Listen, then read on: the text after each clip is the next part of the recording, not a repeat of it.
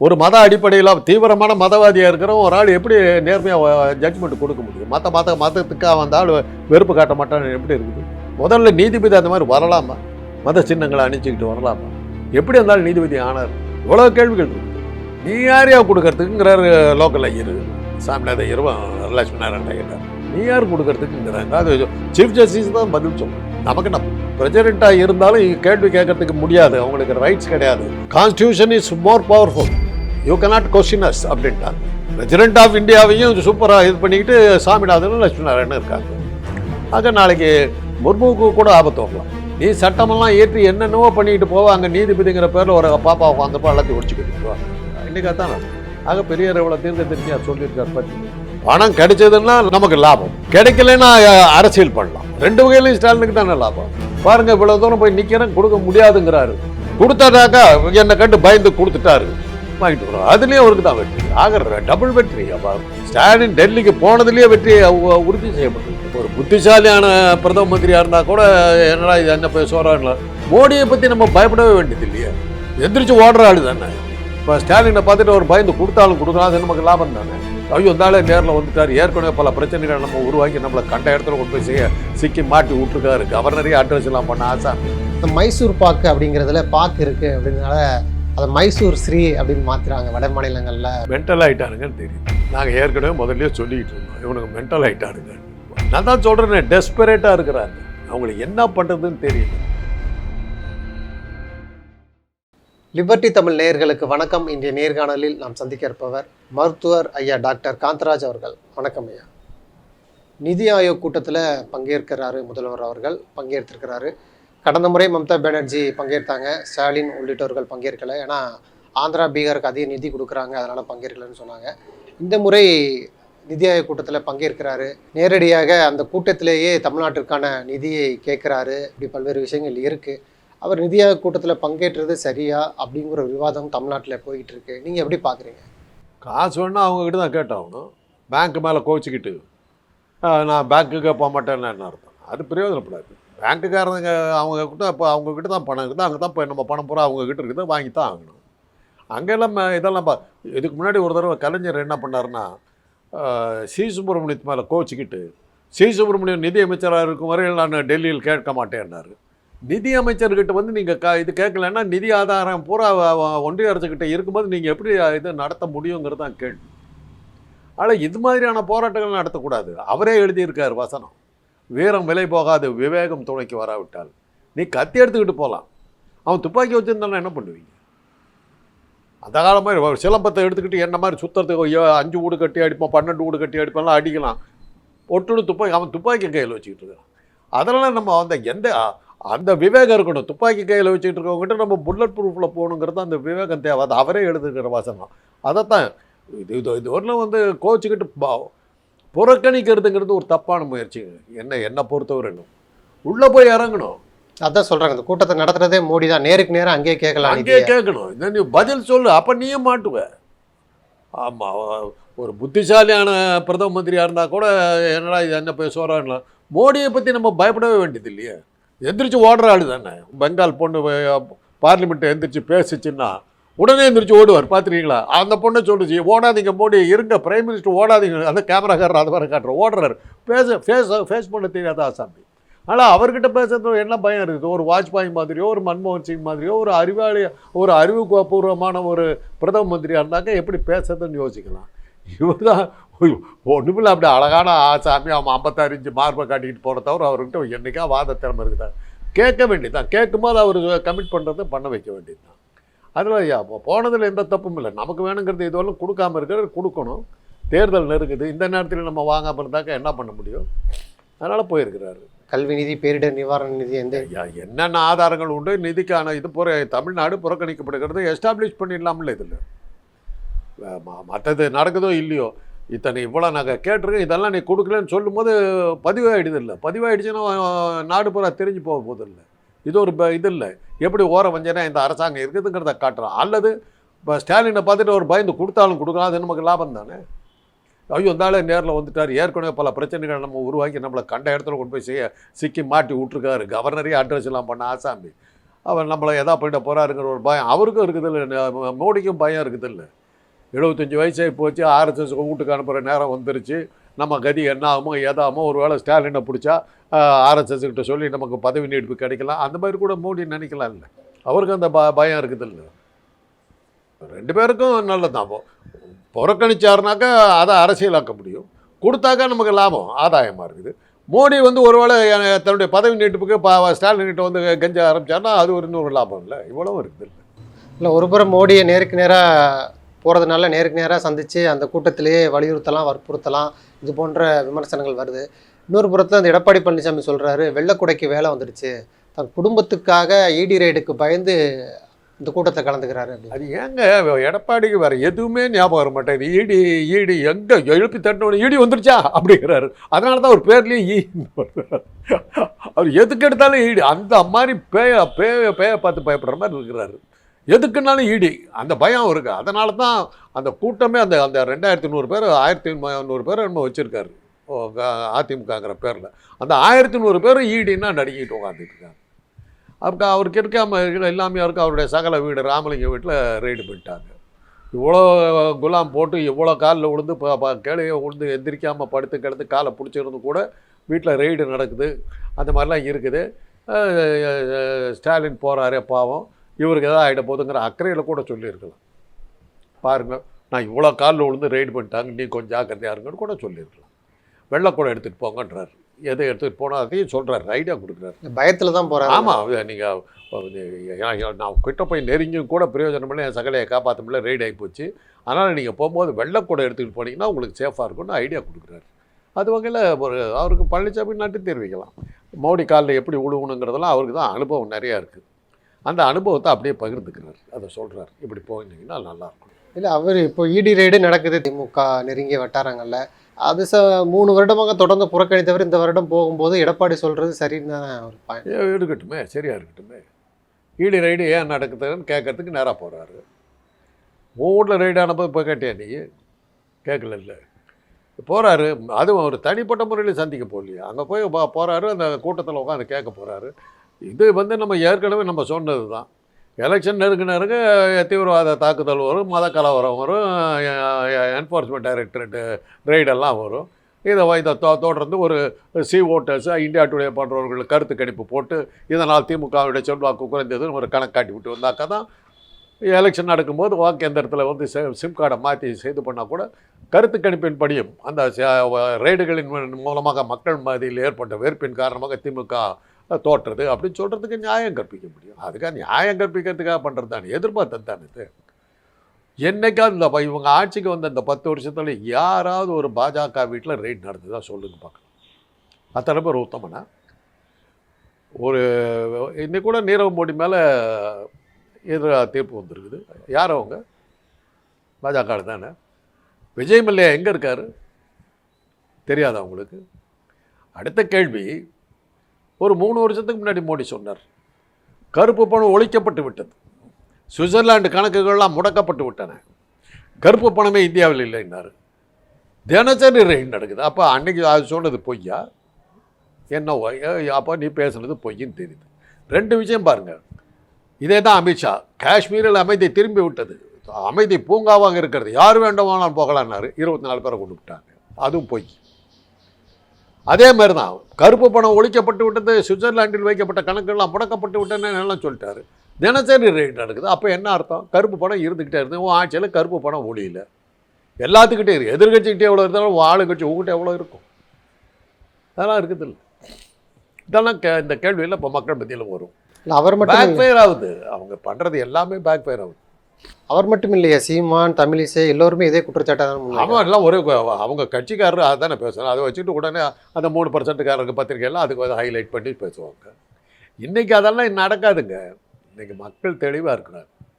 3%காரர்கள் தவிர வேறு யாருமே பத்திரிகைகள் இல்லாத காலத்திலேயே திமுக எதிர்த்து போராடி வந்துருச்சு. அண்ணாவையும் பெரியாரையும் அவங்க படுத்தாத கேவலமா எவ்வளவு கேவலப்படுத்தியிருக்காங்க. படங்கள் எடுத்து விட்டாங்க, என்னென்ன விதமான இதெல்லாம் கேவலப்படுத்தினாங்க. இருந்து வாழ்ந்து பார்த்துக்கிட்டு தானே உண்டு. அதை தாண்டி தாங்க வந்திருக்குது. அதை தாண்டி தான் வந்துருக்கு. ஸ்டாலின் சொல்கிறாரு, நான் வந்து உரிமை கொடியை ஏந்துவேன், கொள்கையை விட்டு தர மாட்டேன், எடப்பாடி மாடி ஊர்ந்து போக மாட்டேன், நிதியை போராடி வாங்கி வருவேன் அப்படின்னு சொல்கிறாரு. அதை மக்கள் நம்புவாங்களா? கொடுத்தா தான் நம்புவாங்க. கொடுக்க மாட்டாங்கங்கிறது தெரிஞ்சது தானே. கொடுத்தா ஸ்டாலினுக்கு பேர் வந்துடும்ல. ஆனால் அதில் என்ன ஆகுது, போராடினாரு கொடுக்கலைங்கிற பேர் வரும் இல்லை. நெகட்டிவ் பாயிண்ட் அவங்களுக்கு போதும் இல்லை. அதே எஸ்டாப்ளிஷ் பண்ணுறோம். நான் தான் சொன்னேன், பணம் கிடைச்சதுன்னா நமக்கு லாபம், கிடைக்கலன்னா அரசியல் பண்ணலாம். ரெண்டு வகையிலையும் ஸ்டாலினுக்கு தானே லாபம். பாருங்கள், இவ்வளோ தூரம் போய் நிற்கிறேன், கொடுக்க முடியாதுங்கிறாரு மோடி. அந்த அந்த அந்த அந்த பாஜக சனாதன கூட்டத்துக்கு ஒரு அடி கொடுத்தாட்டாக்கா என்னை கண்டு பயந்து கொடுத்துட்டாரு, வாங்கிட்டு வரோம். அதுலேயே அவருக்கு தான் வெற்றி ஆகிற, டபுள் வெற்றி. அப்போ ஸ்டாலின் டெல்லிக்கு போனதுலேயே வெற்றி உறுதி செய்யப்பட்டு விட்டது. இப்போ சென்னை ஹைகோர்ட்டில் உச்சநீதிமன்றம் இந்த துணைவேந்தர்கள் நியமனத்துக்கு கொடுத்த தீர்ப்புக்கு இடைக்கால தடை கொடுத்துருக்குறாங்க. இல்லை பல்வேறு கேள்விகள் இருக்குது. ஒரு சுப்ரீம் கோர்ட் கொடுத்த தீர்ப்புக்கு எப்படி ஹைகோர்ட்டு தடை கொடுக்க முடியுங்கிற கேள்விலாம் இருக்குது. இது அந்த உச்சநீதிமன்றத்திற்கே கொடுக்கப்பட்ட சவால் அப்படின்லாம் சிலர் பேசுகிறாங்க. இந்த விவகாரத்தை எப்படி சார் பார்க்குறீங்க? ஏன்னா நான் அப்படி தான் நினைக்கிறேன். நீ யாரையா கொடுக்கறதுக்குங்கிறார் லோக்கல் ஐயர், சாமிநாத ஐயரும் லட்சுமி நாராயண ஐயக்காரும். நீ யார் கொடுக்கறதுக்குங்கிறாங்க. அது சுப்ரீம் கோர்ட்டு ஜட்ஜி தான், சீஃப் ஜஸ்டிஸ் தான் பதில் சொல்லணும். நமக்கு என்ன போகுது? உன்னை கேள்வி கேட்டார் அந்த ஐயர். ரெண்டாவது பட்டை தீட்டிக்கிட்டு ஒரு ஆள் வந்து கோர்ட்டில் வந்து உக்காந்தாருன்னா அந்த ஆள்கிட்ட என்னத்த நியாயத்தை எதிர்பார்க்க முடியும்? ஒரு மத அடிப்படையில் தீவிரமான மதவாதியாக இருக்கிறவன் ஒரு ஆள் எப்படி நேர்மையாக ஜட்ஜ்மெண்ட் கொடுக்க முடியும்? மதத்துக்காக அந்த ஆள் வெறுப்பு காட்ட மாட்டான்னு எப்படி இருக்குது? முதல்ல நீதிபதி அந்த மாதிரி வரலாமா? மத சின்னங்களை அணிச்சிக்கிட்டு வரலாமா? எப்படி இருந்தாலும் நீதிபதி ஆனார்? இவ்வளோ கேள்விகள் இருக்குது. இதில் பார்த்து நாம் ஒன்றும் கவலைப்பட வேண்டியதில்லை. இது வந்து சுப்ரீம் கோர்ட்டுக்கு நீ என்ன ஜட்ஜ்மெண்ட் கொடுக்குறது? நான் அந்த திரௌபதி முர்மு வந்து 13 கேள்விகள் 9 கேள்விகள் கேட்டாங்க. அதுக்கு என்ன சுப்ரீம் கோர்ட்டானு சொல்லி பிரசிடெண்ட்டாக இருந்தாலும் கேள்வி கேட்கறதுக்கு முடியாது, அவங்களுக்கு ரைட்ஸ் கிடையாது. Constitution is more powerful, you cannot question us அப்படின்ட்டாங்க. பிரசிடெண்ட் ஆஃப் இந்தியாவையும் சூப்பராக இது பண்ணிக்கிட்டு சாமிநாதனும் லட்சுமி நாராயணனும் இருக்காங்க. ஆக நாளைக்கு முர்முவுக்கு கூட ஆபத்து வரலாம். சாமிநாதன் வந்துட்டு நீ வந்து சீஃப் பிரசிடெண்ட் இல்லைன்னு சொல்லிட்டாருன்னா முடிஞ்சு போச்சு, அவ்வளோ.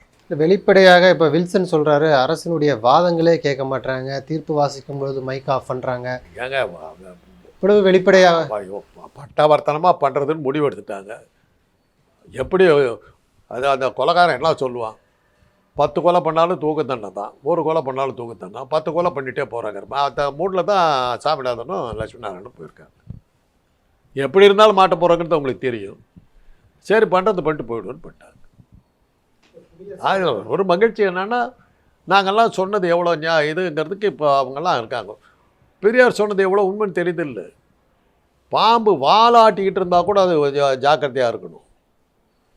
அதனால் இந்த பாப்பான் விஷயத்தில் நம்ம ரொம்ப ஜாக்கிரதையாக இருக்கணும். கடைசி நிமிஷம்லாம் அவன் என்ன பண்ணுவான்னு தெரியாதுன்னார். அன்றைக்கே அவர் சொன்னார், நீ சட்டமெல்லாம் ஏற்றி என்னென்னவோ பண்ணிக்கிட்டு போவ, அங்கே நீதிபதிங்கிற பேரில் ஒரு பாப்பா உட்காந்துருப்பா, எல்லாத்தையும் ஒடிச்சு கட்டிவிடுவான்னாரு. இன்றைக்காக தான் நடத்துது. ஆக பெரியார் எவ்வளோ தீர்க்கதரிசியாக சொல்லியிருக்கார் பார்த்தீங்கன்னா. உச்ச நீதிமன்றத்தை தூக்கி எறிஞ்சிட்டாங்க. இதை இனிமேல் உச்ச நீதிமன்றம் தான் தன்னை காப்பாற்றிக்கணும் இவங்க கிட்ட.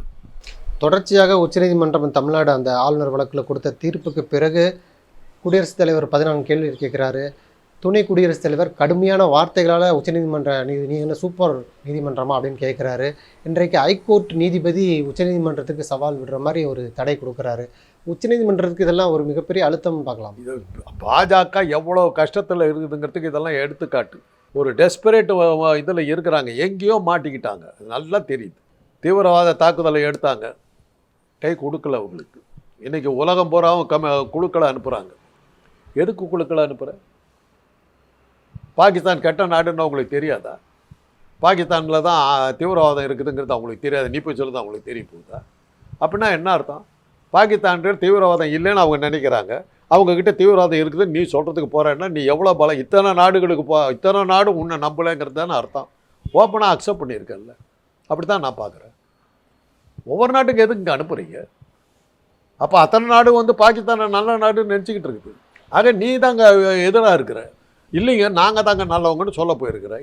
இதுலேயோ உலகம் முழுவதும் உனக்கு எதிர்ப்பு இருக்குதுன்னு தெரிஞ்சு போச்சு. அதை அக்செப்ட் பண்ண மாதிரி தான் நான் பார்க்குறேன். அது ஒரு பக்கம் இருக்குது. அதுக்கப்புறம் வந்து அந்த துணைவேந்தரை நியமிக்கக்கூடாதுன்னு கொடுத்த அந்த உத்தரவு இருக்குது. கவர்னருடைய பதவி பூராவும் போயிடுச்சு இல்லை, ஒன்றிய அரசனுடைய சகல அதிகாரமும் அதோட காலியாகி போச்சு இல்லை. கவர்னர் வச்சுக்கிட்டு தான் மிரட்டிக்கிட்டு இருந்தாங்க. இன்றைக்கி பாதுகாப்பு கேட்கறதுக்கு கூட ஒன்றிய கவர்னர் வந்து தமிழ்நாட்டு கவர்மெண்ட்டுக்கிட்ட நிற்கணும்ல, ஸ்டேட் கவர்மெண்ட்டுக்கிட்ட நிற்கணும்ல. உனக்கு எதுக்கு பாதுகாப்புன்னு சொன்னால் முடிஞ்சு போச்சு இல்லை, சம்பளத்தை கூட நிறுத்த முடியுமே. நீ யாருன்னு கேட்டுடுச்சு இல்லை. அதை விட இன்றைக்கி இன்னொரு தீர்ப்பு ஒன்று கொடுத்துருக்காங்களே என்ஃபோர்ஸ்மெண்ட் டைரக்டரேட். அவங்கக்கிட்ட இருந்தது 2-3 ஆயுதம் தாங்க. மூணு ஏதோ ஆயுதங்களை வச்சுக்கிட்டு தானே பாஜக வாழ்ந்துக்கிட்டே இருந்தது. சில நீதிபதிகள் என்ஃபோர்ஸ்மெண்ட் டைரக்டரேட் வாக்கு இயந்திரம், இதை 3 வச்சுக்கிட்டு தானே இவ்வளோ நாள் ஓட்டிக்கிட்டு இருந்தாங்க. 2 அடிபட்டு போயிடுச்சு இல்லை. என்ஃபோர்ஸ்மெண்ட் டைரக்டருக்கு இது யோகிதை இல்லைன்னா நீங்கள் இப்போ எப்படி மிரட்டுவீங்க? பழனிசாமியும் தைரியமாக பேசிடுவாருங்க. மாநில சுயாட்சிக்கு நீங்கள் அச்சுறுத்தலாக இருக்கீங்கிறாங்க நீதிபதி. இப்போ வந்து இந்த தீர்ப்புனால பழனிசாமியே தைரியமாக பேசுவார். அதை விட என்ன வேண்டி இருக்குது உங்களுக்கு?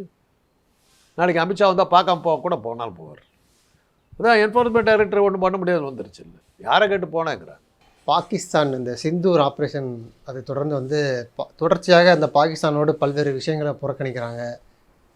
நதிநீர் பங்கீடு உள்ளிட்ட பல்வேறு விஷயங்களை புறக்கணிக்கிறாங்க. இப்போ வந்து இந்த மைசூர் பாக்கு அப்படிங்கிறதுல பாக்கு இருக்குது அப்படிங்கிறனால அதை மைசூர் ஸ்ரீ அப்படின்னு மாற்றுறாங்க. வட மாநிலங்களில் பெரும்பாலும் மாற்றிட்டு இருக்காங்க. எப்படி பார்க்குறீங்க?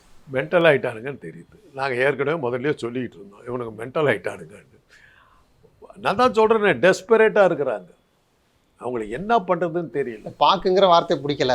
பாக்குங்கிற வார்த்தை வந்து அப்புறம் வெத்தல் பாக்கும் போட மாட்டாங்க. பரிதாபமாக இருக்குது. டெஸ்பரேட்டு எதுலேயோ எக்கச்சக்கமாக மாட்டிக்கிட்டாங்க. அதனுடைய விளைவு தான் இன்றைக்கி வந்து கமிட்டி போட்டு அனுப்புறதுன்னா இது பண்ணுறதுன்னா அது அமிர்தசரஸில் வந்து பொற்கோயில் மேலே குண்டு போட்டாங்கன்றாங்க, போட பார்த்தாங்கன்றாங்க. என்ன ஆதாரம் கேட்டால் தெரியல. ரஃபேல் விமானம் என்ன ஆச்சுன்னா விமானிகள் பத்திரமா இருக்காங்க, அப்போ விமானம் என்ன ஆச்சு தெரியல. 8 விமானம் கீழே விழுந்து கிடக்குது, அவன் போட்டிருக்கான். 20 நாடுகளுக்கு அனுப்புகிற 3 குழுவை போட்டு 20 நாடுகள் உனக்கு எதிராக இருக்குதுங்கிறதுக்கு நீயே ஆதாரம் கொடுத்துட்டேன். இவ்வளோ நாட்டிலையும் நம்ம பற்றி தப்பாக நினைக்கிறாங்க, நல்லபடியாக நம்ம பேரை மாற்றணுங்கிறதுக்கு ஆள் அனுப்புகிறேன். ஆக இன்னொரு இது பாருங்கள், இன்டர்நேஷ்னல் மானிட்டரி ஃபண்ட் பல நாடுகள் அதில் உறுப்பினராக இருக்காங்க, பெரும்பாலான நாடுகள் உறுப்பினராக இருக்காங்க. எல்லா நாடும் வந்து ஆதரித்து பாகிஸ்தானுக்கு காசு கொடுத்துச்சு. எப்போ? தீவிரவாத தாக்கலுக்கு மறுநாள் கொடுன்றாங்க. அப்போ நீ என்ன, நீ ஒரே ஆள் தான் ஏற்று போட்டிருக்க, அத்தனை பேர் பாகிஸ்தானுக்கு ஆதரவாக இருக்காங்க. இவ்வளவு மோசமான சூழ்நிலையில் நீ உட்காந்துக்கிட்டு இருக்க, உன்னை சுற்றி ஒரு நாடு உனக்கு சப்போர்ட் இல்லை. இந்தியாவில் இருக்கிற 3%காரர்கள் இப்போ கையில் இருக்கிற அந்த பத்திரிகைகளை தவிர உனக்கு யார் சப்போர்ட் இருக்கிறா? யார் இருக்கிறா? உன்னுடைய மதம் எங்கே இருக்குது? இல்லை, எவ்வளவு தேசபக்தி இருந்தால் பாக்குங்கிற வார்த்தை யூஸ் பண்ணக்கூடாதுன்னு முடிவெடுத்திருப்பாங்கங்கிற ஒரு கேள்வி இருக்குல்ல. இந்த சிந்து நதி பாக்கில் தான் அங்கே ஆரம்பிக்குது. அது அப்படியே வர விடாமல் தடுக்கணும். முஸ்லீம்கள் நாட்டிலேருந்து தான் பெட்ரோல் வருது, அந்த பெட்ரோலை இம்மீடியட்டாக நிறுத்தணும், தொடக்கூடாது. முஸ்லீம்களால் கண்டுபிடிக்கப்பட்ட எண்கள் அராபிய எண்கள்னு பேர், நம்ம உபயோகப்படுத்துகிற 1, 2, 3 அராபிய எண்கள், அதை அவர் பயன்படுத்தக்கூடாது. எஜிப்சியன் காட்டனில் செஞ்ச இதில் தான் ட்ரெஸ் போடுறாரு மோடி, போடக்கூடாது.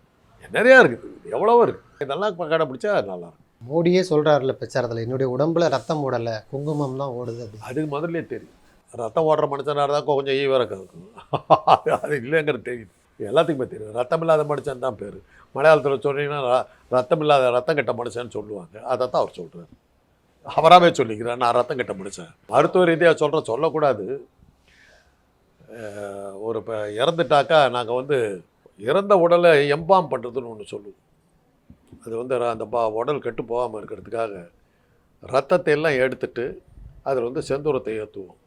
இப்போ வந்து என் உடம்புல செந்தூரம் தான் இருக்குதுன்னாக்கா பல கேள்விகள் வருது. மோடி இருக்காரா இல்லையா, எம்பாம் பண்ண பாடியோடு சுற்றிட்டு இருக்காருங்கிறதெல்லாம் அவர் விளக்கணும். மருத்துவ ரீதியாக நான் கேட்குறேன்.